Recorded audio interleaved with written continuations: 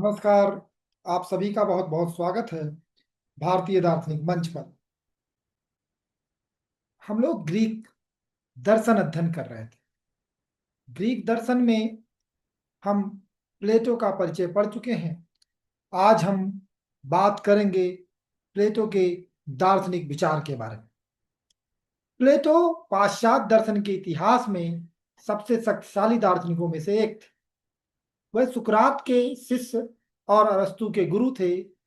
उन्होंने अपने विचारों को संवाद डायलॉग शैली में प्रस्तुत किया, जिससे उनकी रचनाओं की सबसे बड़ी विशेषता माना जाता है। इस शैली में वह अपने पात्रों के बीच प्रश्नोत्तर के माध्यम से तर्क वितर्क करते हैं और पाठकों को निष्कर्ष तक स्वयं पहुंचने का अवसर देते हैं। प्लेटो के संवाद में केवल दार्शनिक तर्क ही नहीं होते, बल्कि वह अधिक रोचक और गहन बनाने के लिए कथानक, रूपकों और मिथकों का भी सुंदर प्रयोग करते हैं। इन रूपकों और मिथकों के माध्यम से वह जटिल दार्शनिक विचारों को सरल और बोधगम्य बना देते हैं। प्लेटो का मूल प्रश्न प्लेटो के दर्शन के केंद्र बिंदु में था। वो मूल प्रश्न था, उत्तम जीवन का निर्वाह कैसे। वो मानते थे कि जीवन को सही अर्थों में श्रेष्ठ और नैतिक रूप से जीने के लिए न केवल व्यक्ति का चरित्र अच्छा होना चाहिए, बल्कि राज्य और समाज का भी संगठित और न्यायपूर्ण होना आवश्यक है। उनका विश्वास था कि जब तक राज्य सुव्यवस्थित और न्यायपूर्ण न हो, तब तक कोई भी व्यक्ति अपने जीवन को पूरी तरह से श्रेष्ठ नहीं बना सकता। How lead a good life, ये उनका मूल प्रश्न था और इसी के आधार पर वो संपूर्ण दर्शन को प्रस्तुत करते हैं। क्योंकि प्लेटो का दर्शन उनके विभिन्न संवादों में बिखरा हुआ है और वहां से किसी एक संवाद से उनके विचार का निर्णय कर पाना हमारे लिए मुश्किल का। इसलिए हम प्लेटो के दर्शन को ठीक से समझने के लिए सामान्यतः उनके विचारों को तीन अलग क्षेत्रों में विभाजित किया जाता है, जिसमें से पहला है ज्ञान मीमांसा, दूसरा है तत्व मीमांसा और तीसरा है नीति और राजनीतिक विचार। हम एक एक कर इन तीनों पर विचार करेंगे। आज के वीडियो में आज हम जो चर्चा करेंगे वो प्लेटो के ज्ञान मीमांसा के विषय में चर्चा करेंगे। ज्ञान मीमांसा ज्ञान मीमांसा में उन प्रश्नों को पूछा जाता है जहां पर सत्य ज्ञान क्या है और उसे कैसे प्राप्त किया जाए, ये मूल प्रश्न होते हैं। प्लेटो ने यह स्पष्ट किया कि ज्ञान केवल इंद्रियों से प्राप्त अनुभव नहीं, बल्कि यह बुद्धि द्वारा प्राप्त प्रत्ययों का बोध है। तत्व मीमांसा, प्लेटो की जो तत्व मीमांसा है, तो प्लेटो सत्ता के दो स्तर स्वीकार करते हैं। पहला दृश्य जगत, जो अनुभव जगत है, जिसे वो वर्ड ऑफ थिंग्स कह रहे हैं। दूसरा प्रत्ययों का जगत, जो वर्ड ऑफ आइडिया है। प्रत्ययों के जगत शाश्वत हैं और परिवर्तन रहित, जबकि जो वस्तु जगत है, जो हमारा अनुभव जगत है, वो परिवर्तनशील है, अस्थायी है।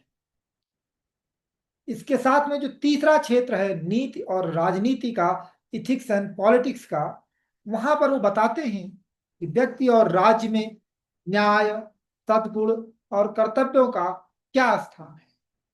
उनके अनुसार जब तक राज्य में न्याय और संगठित नहीं होंगे, तब तक नागरिक भी सही और उत्तम जीवन नहीं जी पाएंगे। वह मानते थे कि राज्य का नेतृत्व एक दार्शनिक राजा, फिलोसफर किंग को करना चाहिए, क्योंकि वही सत्य को जानता है और समाज के हित में वही निर्णय ले सकता है। क्योंकि हम आज उनकी ज्ञान मीमांसा का अध्ययन करेंगे, तो ज्ञान मीमांसा में सबसे पहले हम what is knowledge and what is the source of knowledge की चर्चा करेंगे। तो प्लेटो अपने दार्शनिक चिंतन परंपराओं में सबसे पहले वो refutation of knowledge is a perception, जो कि सोफिस्टों का मानना था, वो करते हैं। इसके लिए वो 7 प्रकार के तर्क देते हैं। तो ज्ञान प्रत्यक्षीकरण है, इसका खंडन प्लेटो ने किया है। जैसा कि हम जानते हैं कि प्लेटो के समय पे कुछ विचारक, विशेष रूप से सोफिस्ट और प्लेटो से पहले हेराक्लाइटिस, लेकिन हेराक्लाइटिस को मानने वाले प्लेटो के समय में भी मौजूद थे, उनका यह मानना था कि ज्ञान केवल प्रत्यक्षीकरण है, अर्थात perception is the only source of knowledge. जो कुछ भी हमारी इंद्रियां हमें बताती हैं, जैसे देखना, सुनना, छूना, बस वही ज्ञान है। प्लेटो इस विचार का खंडन करते हैं, वो इस बात से सहमत नहीं है।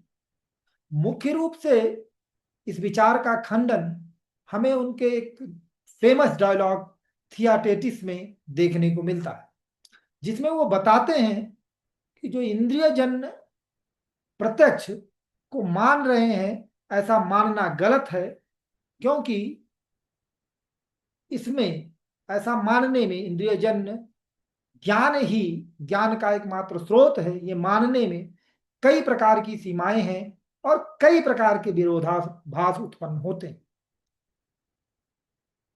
प्लेटो प्रत्यक्ष ही एकमात्र प्रमाण है, या प्रत्यक्ष ही ज्ञान मात्र का एकमात्र साधन है, इसको खंडन करने के लिए तर्क देते हैं। वो कुल 7 तर्कों को देते हैं।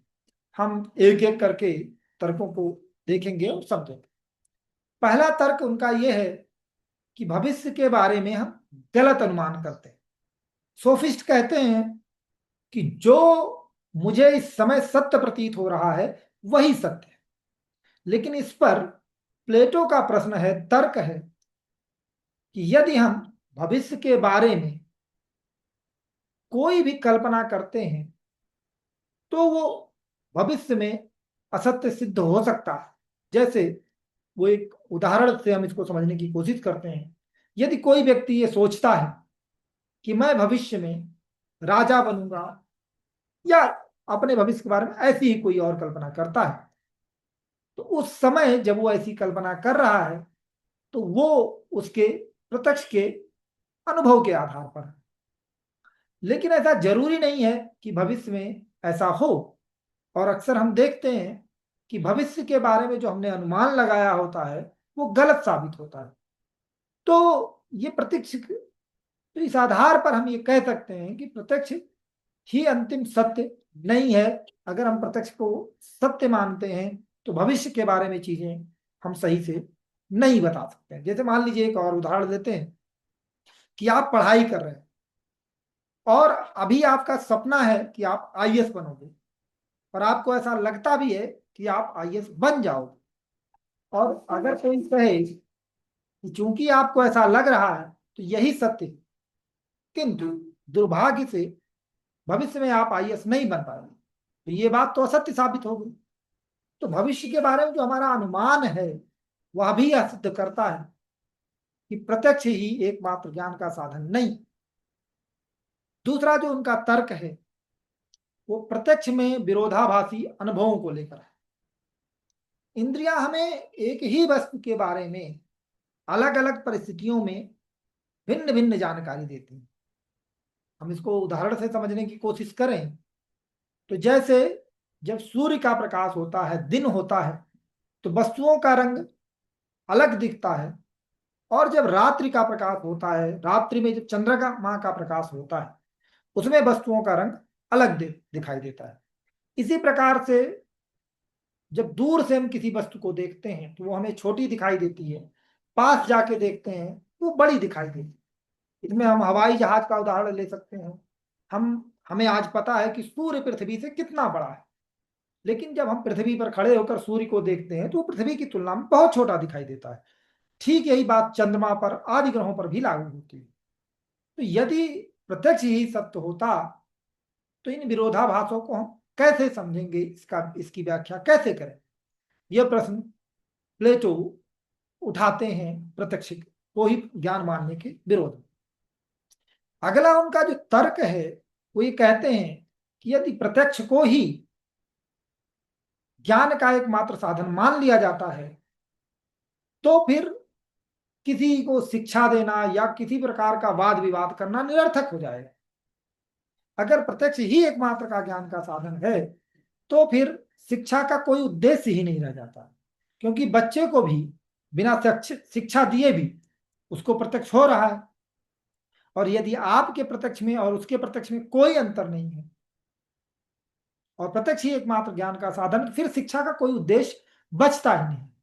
इसी तरीके से हम जो कई बार वाद विवाद करते हैं, तर्क रखते हैं, फिर उसकी भी कोई महत्ता नहीं बचेगी, उसकी भी कोई जरूरत नहीं बचेगी, क्योंकि प्रत्यक्ष के द्वारा हर किसी का अपना अपना सत्य होगा। और अगर सत्यता का मापदंड प्रत्यक्ष ही है तो हम किसी को भी, किसी के अनुभव को भी गलत नहीं कह सकते हैं। चौथा तर्क जो वो देते हैं वह है मनुष्य और पशु के ज्ञान को समान हो जाना। हमारे अनुभव में है कि बहुत सारे ऐसे पशु हैं, जानवर हैं, जिनके इंद्रिय प्रत्यक्ष हमसे ज्यादा शक्तिशाली, और पशुओं को भी इंद्रिय प्रत्यक्ष होता है। तो फिर मनुष्य और पशु में ज्ञान के स्तर पर कोई अंतर नहीं रह जाएगा यदि हम प्रत्यक्ष को ही ज्ञान का एकमात्र साधन माने तो। लेकिन हम देखते हैं कि मनुष्य का ज्ञान पशु से कहीं अधिक गहरा होता है, विश्लेषणात्मक होता है। हम उसमें विश्लेषण करते हैं, संश्लेषण करते हैं, आदि करते हैं, जबकि पशुओं में ऐसा नहीं देखा जाता। जो पांचवा तर्क प्लेटो के विचार में देखने को मिलता है वो ये है कि वो ये कह रहे हैं प्लेटो कि यदि सोफिस्ट का सिद्धांत यह है कि जो आपको सही लगे वही सत्य है, तो प्लेटो उनसे पूछते हैं कि मुझे यह सिद्धांत ही असत्य प्रतीत होता है, तो क्या यह असत्य हो जाएगा? यदि हम ये मान लेते हैं कि सिद्धांत अपने आप में आत्मघाती हो जाता है, क्योंकि वो कह रहा है इस सिद्धांत के अनुसार प्रत्येक व्यक्ति को जो लगता है वो सही है, और मुझे लग रहा है कि प्रत्येक व्यक्ति को जो लगता है वो सही है, यह सिद्धांत ही गलत है, तो इसके आधार पर यह सिद्धांत गलत हो जाएगा। तो यह आत्मघाती सिद्धांत हो जाता है।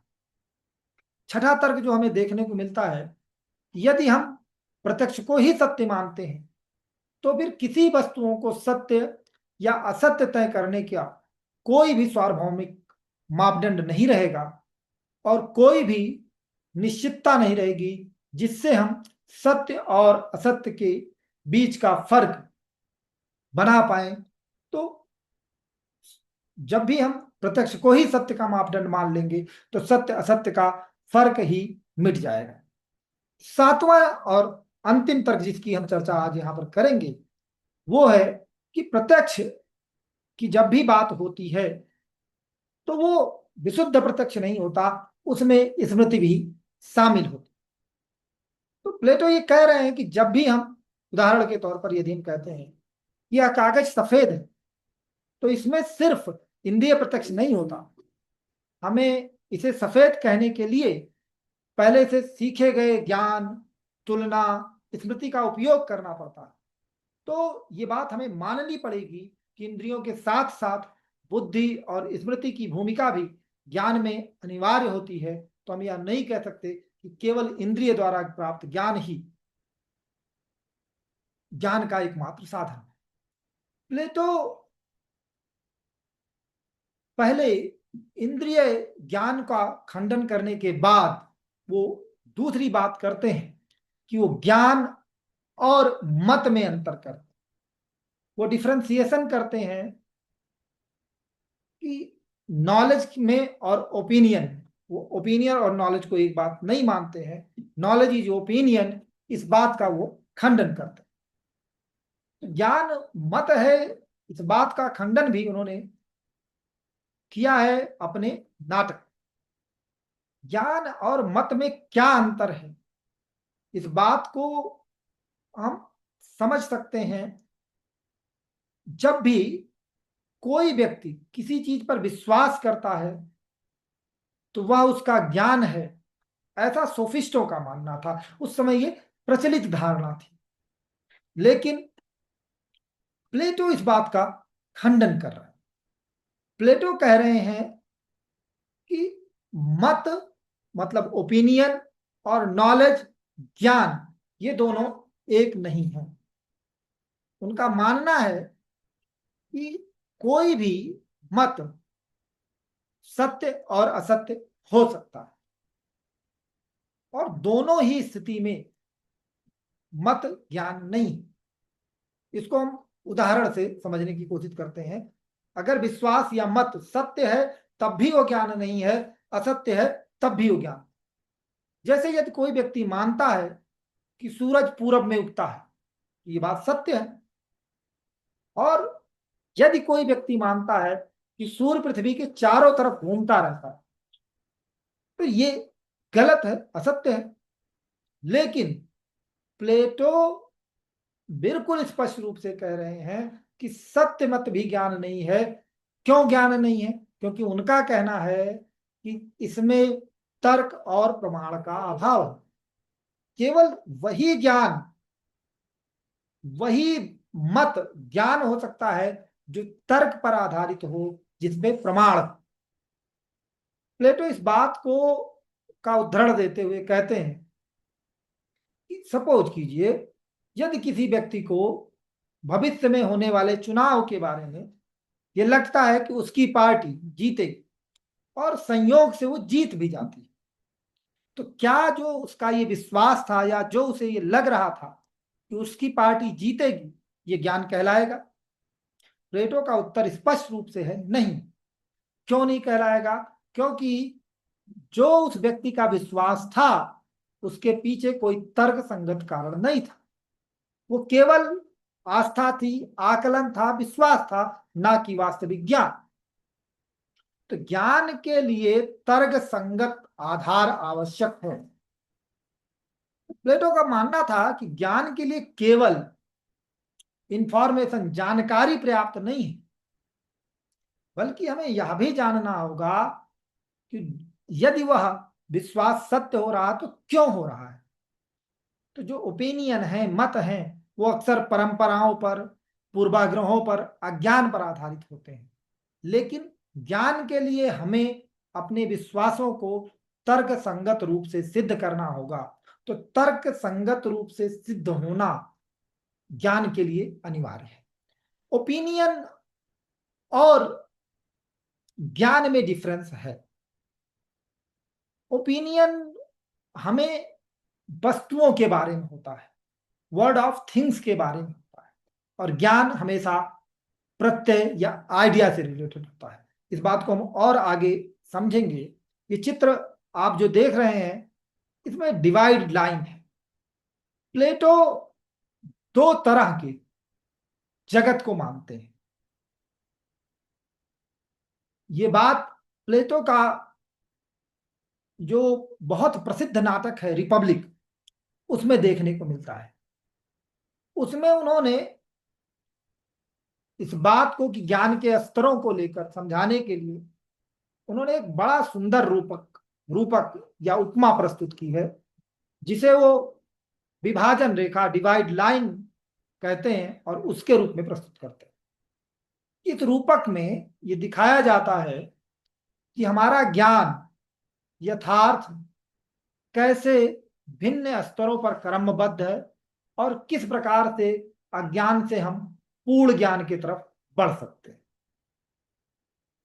इस पूरे अवधारणा के पीछे जो सबसे महत्वपूर्ण बात है वो ये है कि वो दो प्रकार की सत्ताओं को स्वीकार करते हैं।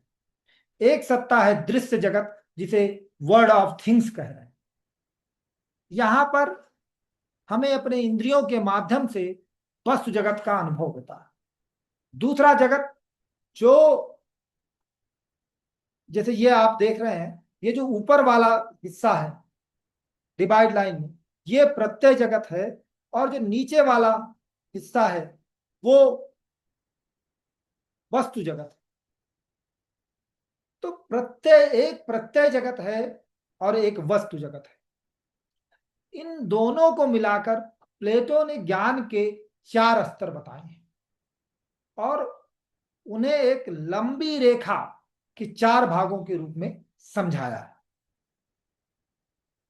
पहला जो स्तर है वो आभासिक है, जैसा आप चित्र में देख पा रहे हैं कि एक व्यक्ति परछाई को देख रहा है और स्वयं की परछाई को देखकर वो भयभीत हो रहा है। क्यों? क्योंकि उसमें कुछ कल्पनाएं शामिल है। तो यही उस ज्ञान का पहला स्तर है, प्रतिभासिक ज्ञान या इमेजिनेशन। तो ये जो दृश्य जगत है, वस्तु जगत है, उसका पहला स्तर है और इसे ज्ञान का सबसे निचला और सबसे अस्पष्ट स्तर के रूप में प्लेटो स्वीकार करता है। इसमें व्यक्ति वास्तविकता से अनभिज्ञ होता है और केवल परछाइयों, आभासों और भ्रमों को ही सत्य मान लेता है। प्लेटो के अनुसार यहां लोग कल्पनाएं करते हैं, मिथक गढ़ते हैं, स्वप्न और भ्रांति आदि में जीते हैं। यह स्तर अज्ञानता का स्तर है। इसके अलावा जो दूसरा स्तर है, the second level of visual world, ये वास्तविक जीवन में जो हमें वस्तुएं दिख रही हैं उनका जो हम अनुभव कर रहे होते हैं। जैसे आप चित्र में देख रहे हैं कि एक मनुष्य एक सुंदर दृश्य को देख रहा है, जो पर्वतों का दृश्य है जहां नदियां बह रही हैं, सुंदर सुंदर वृक्ष है। ये व्यवहारिक जगत का ज्ञान है, ये बिलीफ है, ये विश्वास पर आधारित है। यह स्तर पहले मतलब प्रतिभासी के स्तर से थोड़ा बेहतर बेहतर स्तर है। यहां व्यक्ति वास्तविक वस्तुओं जैसे पेड़, नदी, पर्वत आदि को इंद्रियों द्वारा जानता है, लेकिन वह केवल उनके बाहरी रूपों, गुणों तक ही सीमित रहता है। उनका वास्तविक स्वरूप और कारणों को नहीं जान पाता है। तो इस कारण से यह स्तर भी अपूर्ण ज्ञान है, संभाव है, प्रोबेबल नॉलेज है। तो यह मत के स्तर अंतर्गत ही आता है, यह ज्ञान का विषय नहीं है। इसलिए इस स्तर को हम दृश्य जगत का हिस्सा मानते हैं और यह भी सत्य ज्ञान नहीं होता है। तीसरा, ये बौद्धिक ज्ञान है। इसमें व्यक्ति, अब यहां पर व्यक्ति दूसरे जगत में प्रवेश कर रहा है, मतलब प्रत्यय जगत। यहां पर अब्स्ट्रैक्ट की बातें होती हैं। आप देख रहे हैं गणितीय ज्ञान और आदि ज्ञान इसमें आ रहे हैं, जिसे हम बौद्धिक ज्ञान या भी हम प्रत्यय जगत का ज्ञान कहते हैं। ये प्रत्यय जगत का पहले स्तर का ज्ञान है। यहां व्यक्ति दृश्य जगत से ऊपर उठ जाता है। जो उसे दिख रहा है केवल वहीं तक सीमित नहीं रहे, बल्कि वो बुद्धि और तर्क के सहारे अब्स्ट्रैक्ट में निरपेक्ष रूप से सोचना शुरू करता है। गणित और विज्ञान के चिंतन जो सामान्यतः हमको देखने को मिलते हैं वो इसी स्तर के चिंतन। इसमें व्यक्ति प्रतीकों, परिकल्पनाओं, उपकल्पनाओं का उपयोग करके वस्तुओं के स्वरूप को समझने का प्रयास करता है। उदाहरण के रूप में गणितज्ञ त्रिभुज के बारे में विचार करते हैं, उसके आकार, उसके रंग, पदार्थ आदि पर ध्यान नहीं देते, बल्कि वह उसके गुणों और संबंधों को समझने का प्रयास करते हैं। तो जैसे त्रिभुज के बारे में जब बात होगी तो उसकी 3 भुजाओं की बात करेंगे। किसी वस्तु जो त्रिकोणाकार है, जो त्रिभुजाकार है, उसका अध्ययन नहीं करेंगे, बल्कि त्रिभुज विचार मात्र का अध्ययन इसमें होता है। तो ये ज्ञान दृश्य जगत से पार का ज्ञान है, इससे परे जाता है। परंतु यह ज्ञान भी उच्चतम ज्ञान नहीं। यहां पे हमें अर्ध सत्य की प्राप्ति होती है और यह ज्ञान का स्तर है, क्योंकि यह प्रत्यय जगत से संबंधित है और यह सत्य की दिशा में एक महत्वपूर्ण कदम है। अगला स्तर जहां पे आपको पूर्ण ज्ञान की प्राप्ति होती है वो अंतर्दृष्टि है। यहां पर व्यक्ति विचार से नहीं, अंतर्दृष्टि से ज्ञान को प्राप्त करता है। तो इंट्यूटिव नॉलेज है, ये उच्चतम ज्ञान है।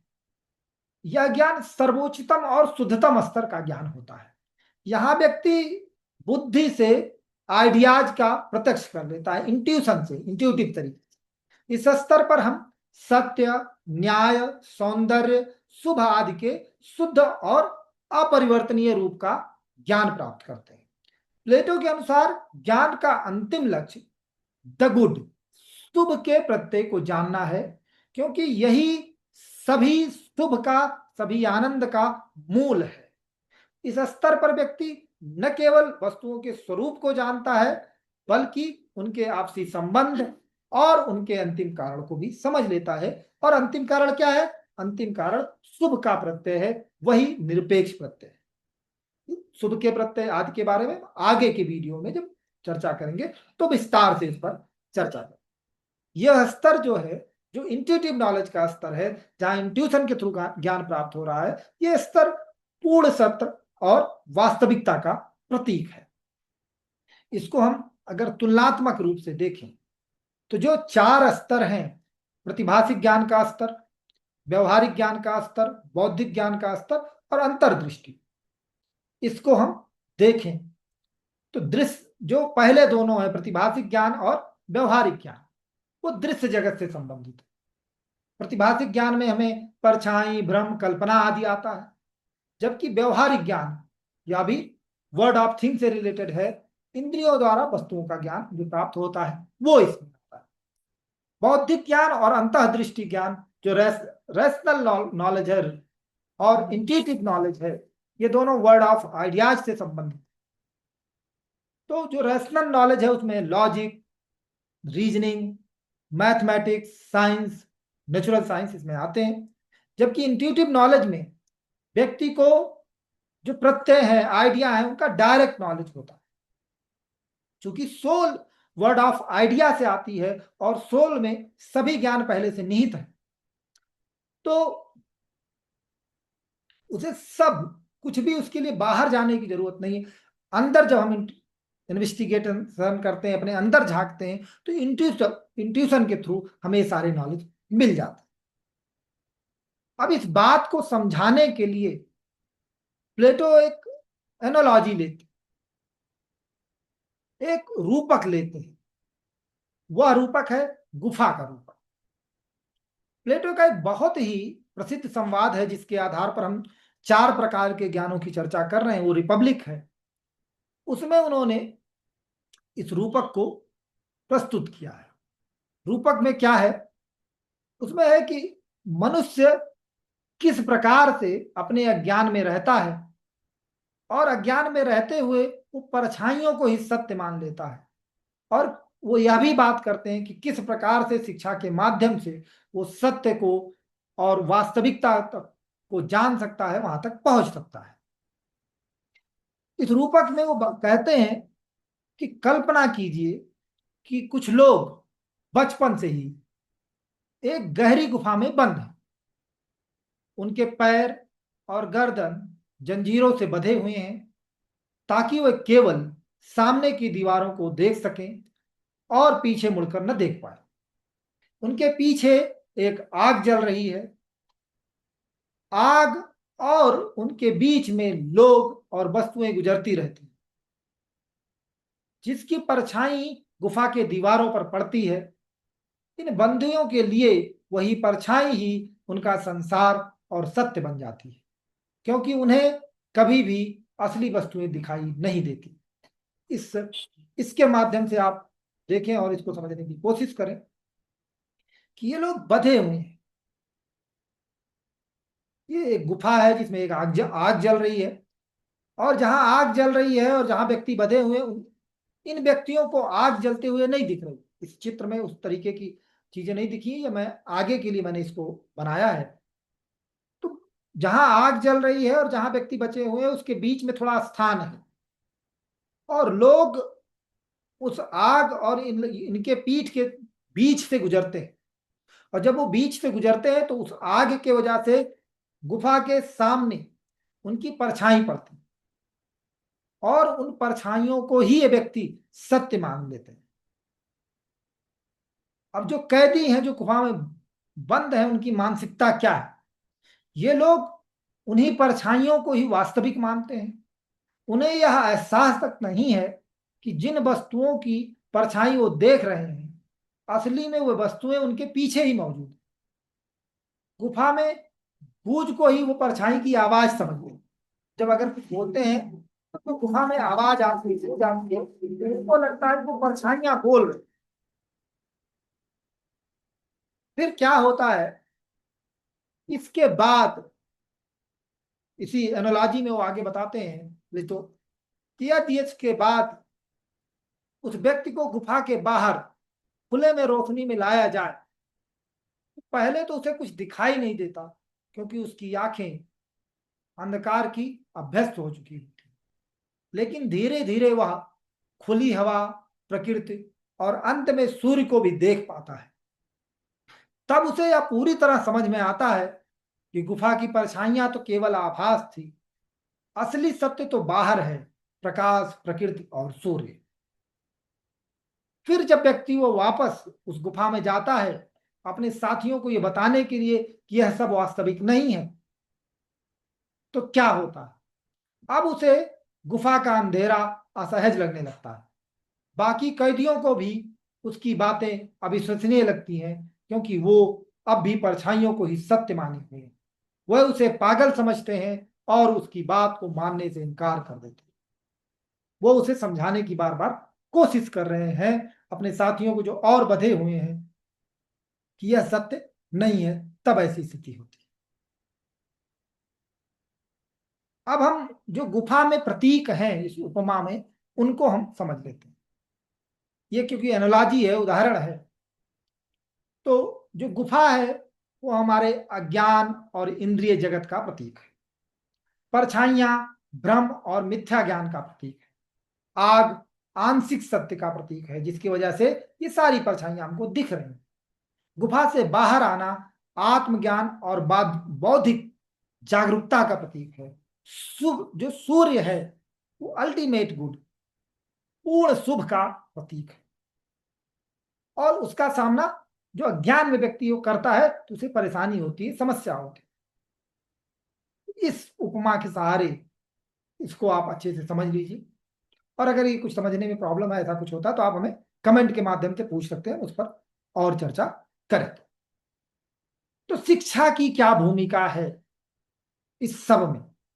तो प्लेटो कहते हैं कि अज्ञान से ज्ञान तक की इस यात्रा में शिक्षा की महत्वपूर्ण भूमिका है। वो कहते हैं कि मनुष्य को जो अज्ञान रूपी जंजीरों से मुक्त कराए, उसे ही वास्तविक में दर्शन कहलाने का अधिकार है, शिक्षा कहलाने का अधिकार है। गुफा से बाहर आना ज्ञान प्राप्त करने की प्रक्रिया का प्रतीक है, जिसमें साधना, बुद्धि और साहस की आवश्यकता है। जिस भी स्तर पर आप जीवन जी रहे हैं, उससे बाहर निकलकर जीवन जीने को, उससे बाहर निकलने का साहस की आवश्यकता होती है, बहुत बड़ी साधना की आवश्यकता होती है।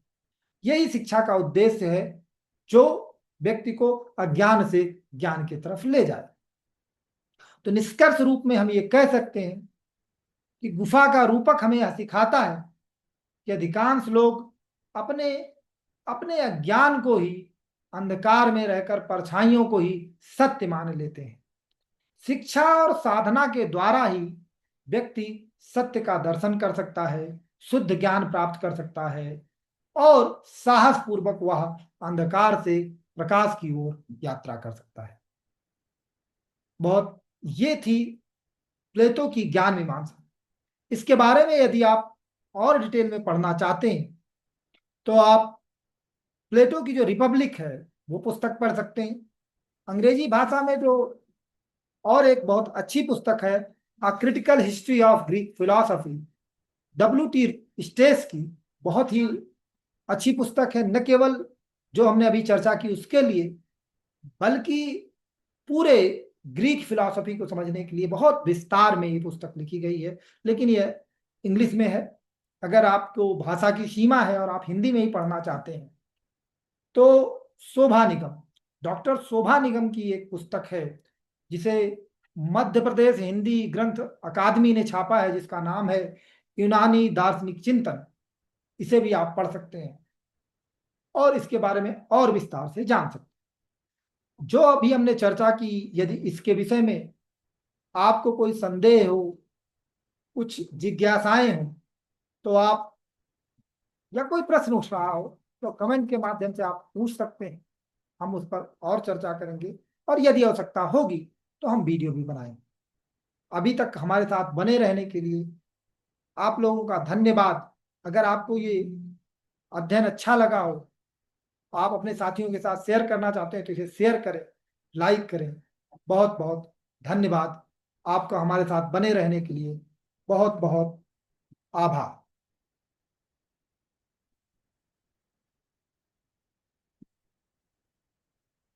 नमस्कार।